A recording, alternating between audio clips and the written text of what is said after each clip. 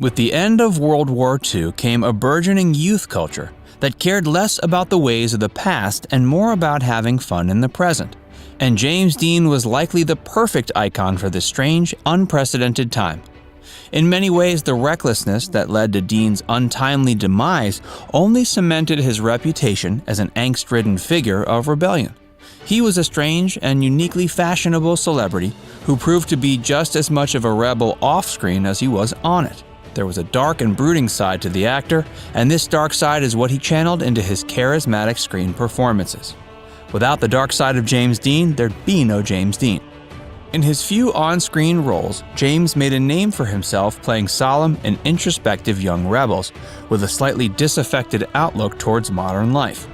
Whereas many key cultural icons before him had come from the perspective of adulthood, Dean found himself an avatar for the youth of America. But he was not always considered the best role model. Still, he came to represent an idea of male machismo that would have an incredible impact on society, beyond himself, with the very image of Dean largely considered a major early step towards the counterculture revolution that would occur in the 60s and the 70s. Tragedy seemed to plague James Dean from an early age. He was born in the farm country of Indiana on February 8, 1931, but he wouldn't know the rural life for long. Soon after he was born, his father decided to move their little family to the suburbs of Santa Monica, California, and began to take up dentistry, hoping it would provide them with more opportunities than farming could. It was in California that Dean began attending school. James was an only child, which led to him developing an especially close bond with his mother, although for some reason he never grew to be very close with his father. Sadly, the bond James had with his mother was cut short much too early, as his mom died of cervical cancer when he was only 9 years old. His father was unsure of what to do by himself, and ended up sending James away to live with his aunt and uncle on their Quaker farm. This was one of the first major incidents, if not the true beginning, of a tumultuous father and son relationship that was severely mired by estrangement. James and his father would never be close again. James continued living with his aunt and uncle throughout his entire high school career. After graduating, he decided to move back to California so he could study theater at UCLA. However, this didn't last long, and he eventually dropped out of the university with the intention of taking fame by the horns. He began finding roles in commercials, including an advertisement for Pepsi, and even had some minor and uncredited roles in a couple of Hollywood films. However, he didn't feel like he was getting far enough where he was, so in 1951, he made the move to New York City to study under Lee Strasberg at the Actors Studio. Never letting up on his serious pursuit of acting as an art, he was able to use his connections to get some small yet noticeable TV roles, such as on General Electric Theater. Around the same time, he began popping up in a few Broadway shows. James was slowly making waves, and this would soon prove to be enough for him to finally catch his big break in Hollywood. If you're enjoying this exploration into the dark side of James Dean, hit the like button, and be sure to subscribe if you'd like to be notified when that content drops. Dean was an early adopter of incorporating improvisations to try to keep his acting fresh, even in his television days. While it impressed many of the people he came into contact with, certain members of old-school Hollywood were put off by Dean's innovative and edgy style. In particular, actor Ronald Reagan, far before he became known for his presidency, worked with Dean and found himself confused by the young actor's ad-libbing. James Dean's first big Hollywood role came in the form of a John Steinbeck adaptation, 1954's East of Eden. This would go on to be his only major role that would be released before his death. The performance was warmly embraced even before his accident, and would get the actor nominated for a posthumous Academy Award. While this role might not be Dean's most iconic, his screen presence as the brooding rebel was firmly established. Dean's follow-up to East of Eden was 1955's Rebel Without a Cause, the role he's most widely known for. In the film, Dean plays Jim Stark, the perfect portrait of teen angst burgeoning into adulthood. It was a role Dean seemed to have been born to play, and it would go on to define him for the rest of his days and beyond, for better or for worse.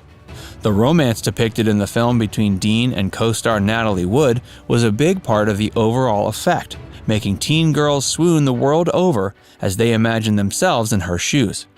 Immediately, Dean became a sex symbol. However, the fiery passion and reckless living that made him stand out would eventually prove to be his downfall. Dean found a somewhat unwilling role model in a similar volatile Hollywood personality, Marlon Brando. The two shared many of the same traits, something Brando perhaps saw and didn't care much for, himself being prone to a bit of brooding and dark introspection. Brando would continually rebuke Dean's friendship, but did suggest the name of a respectable psychoanalyst in his stead.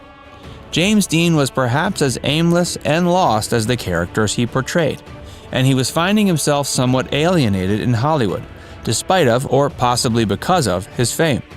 He began to fear he might continue to be typecast in the role of the angst-ridden teen, so he chose to make his next starring role something different. His third and final starring role in a theatrical release was 1956's Giant. He played a ranch hand in Texas who strikes it big, a role that garnered him his second posthumous Academy Award nomination. Dean certainly made a very strong impression on those he came in contact with throughout his Hollywood career. The thing that gave him his it factor also made him slightly intimidating to his artistic brethren. He would routinely be unkempt to the point that it was hard to ignore, seeming not to care even remotely about how others perceived him. It was perhaps this refusal to care that gave him his animal magnetism. He wasn't lazy though, and was focused on his art to a possible fault. As with other serious actors through Hollywood's history, including the recent Heath Ledger, Dean lost himself in his art to the point where he would often exhibit mood swings when the curtains closed. Another thing that's often speculated to be a cause of Dean feeling so uncomfortable in his own skin was the matter of his sexuality. As with Brando, rumors circulated about Dean being homosexual, which could make one wonder whether the aforementioned incidents between the two were less strives for friendship and more romantic advances. Looking back, many historians question whether Dean was simply curious or was perhaps a fully closeted homosexual. Either way, he wasn't as straight as the masculine characters he portrayed on film, which perhaps was a point of contention for him during his short career. Besides Heath Ledger, the demise of James Dean parallels another recent celebrity who died too young, Paul Walker. Both Walker and Dean died in car crashes, and both had a history of taking their ennui out using incredibly fast automobiles as their vessel of choice. Dean dabbled professionally in motorsports during his career and would go on to return to the field more seriously after he completed the filming of his role in Giant. He spent the money he made on that movie in a Porsche, and that was the car he died in. Dean was ticketed for speeding only 2 hours before his fatal accident. True to his iconic nature, he didn't take the warning very seriously, although there is discrepancy about how fast he was actually going at the time of the accident. He eventually collided with a Ford sedan, dying almost immediately, and injuring his passenger, a German Porsche mechanic. They were both rushed to a hospital 28 miles away, where Dean was pronounced dead upon arrival at 6:20 p.m. However, in another sense, his life, at least in the form of his legacy, was just beginning. For an actor who only appeared in a handful of films, James Dean left a gigantic impression upon the world. He was an icon who came about in the right place during the right time, perfectly representing a unique dark undercurrent that was slowly growing through the youth. As times became increasingly complex and the nature of truth became more and more intangible, the apathy and lack of purpose exuded by Dean, not just in his most famous roles but in his life, truly became symbolic of a generation, as well as an everlasting attitude that would go on to follow it. What was more surprising to you, that James Dean only starred in a few movies, or that he got a speeding ticket the night he died?